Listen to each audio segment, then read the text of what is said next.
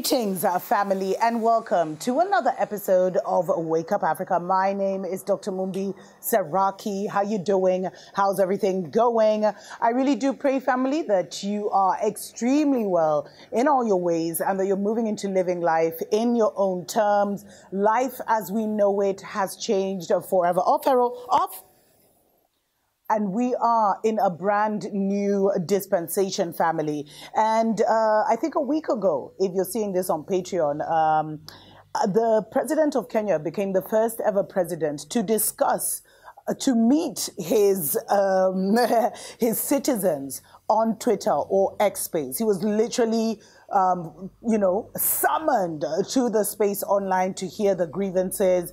Of course, there were all kinds of rumors and allegations that he tried to doctor the space or he tried to pay the participants of the space. But this is basically changing the shape and the face of African dictator presidents, African father presidents across the motherland. I saw other citizens like in Ghana and in Nigeria were also demanding that their presidents meet them on space to discuss national issues.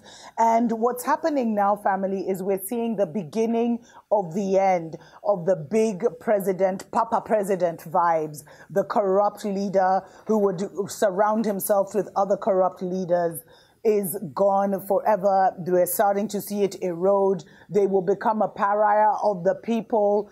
And that is what is happening in Kenya. And it's mulikaing, it's shedding, it's putting the spotlight on all the corruption that is happening across the continent. And most of the time, sadly to say, our leaders are not the ones who come up with the corrupt deals. It's usually the foreign hand that has already seen our gold, our diamonds and minerals and picked out these corrupt leaders so they can become the perfect agents for them to run their so-called colonial outposts. But it's like, it's also now making them realize that it's not business as usual on the motherland. And credit goes to West Africa and Ibrahim Traoré, how he has also been trailblazing with his counterparts in Mali and Niger, family, where Traoré has been talking about the leaders who are willing to sell us out to the foreigners who see Africans as theirs, who see the motherland as their land. And we must actually recognize that that is the nature of what we're fighting. It's not just our leaders, but those who sponsor them, select them, and put them in these leadership positions so that they can destroy their people. But now that is all changing, family. And the greatest thing the Mzungu ever did was to prioritizing putting a mobile phone in the hand of every young person, because he thought this would accelerate his New World Order agenda, and it would have all the minds of the young people thinking the way they wanted. But this totally backfired on them. Just the way that Facebooks of this world, which were originally CIA and, military actually tools and continued to be military tools to kind of assess people's behaviors, mannerisms, and everything to create this New World Order AI-controlled reality. All of these platforms, from the YouTube to the TikToks to the Facebooks of this world, have actually gone against those who thought they were bringing them to Kenya as a soft power weapon to westernize us. But what it did is it awakened us to the reality of the fact that Africa has actually never been free. And that is a conversation that we as Africans are having right now. The fact that the independence of the 50s and 60s was hijacked, and a neo-colonial agenda that has been bleeding us like dry. I was going to say bleeding us blind, probably, but that has been bleeding us dry, and that has reduced us to being the poorest nation, the poorest continent, the poorest nations in the world in terms of our people, when we know goddamn well we're the richest continent because of our resources and our human resources.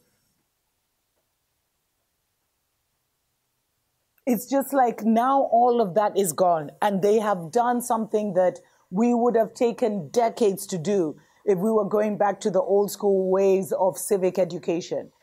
Because they've called what's happening in Kenya a TikTok and Twitter revolution, family.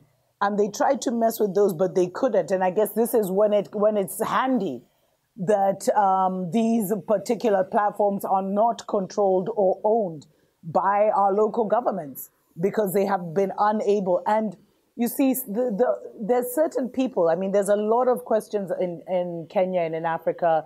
Are these things being pushed by the so-called Russians or the so-called Mzungus? Are they the ones who want us to go into this revolution? You can't control energy. So even if they did start it, they will not control how it goes or how it ends. And that is what they are learning right now. But, I've been saying this for so long, family. We were enslaved and colonized by the narrative. And therefore, our liberation can only come through the narrative.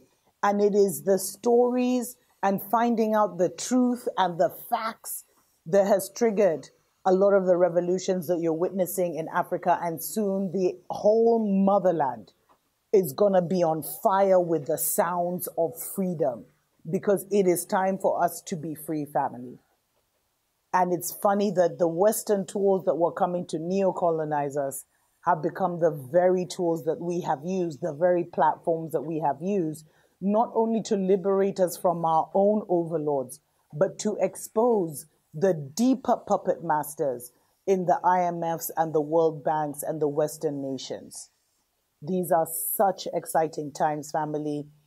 These are such exciting times. The conversation has totally changed on the motherland, and we will never go back to what it was. And it's happened just in the nick of time. I've been talking about this a lot on TikTok, so definitely make sure you're following us there, about how a lot of the national parks across the motherland were actually places where they were hiding our diamonds and our minerals and our gold. Because of the agitation of our people, they didn't have time to mine them, but they kept them for a rainy day. And that rainy day was supposed to be now. But thank God the ancestors have awakened us, and we are moving onto the path of true liberation. Shout out to every single person that supports us on Patreon. Thank you so much, family, for enabling us to continue to share the awakening news and be a part of this great awakening. And to everyone that sends us love donations through PayPal, we will definitely be putting something special in the mail for you very soon. Tuko pamoja.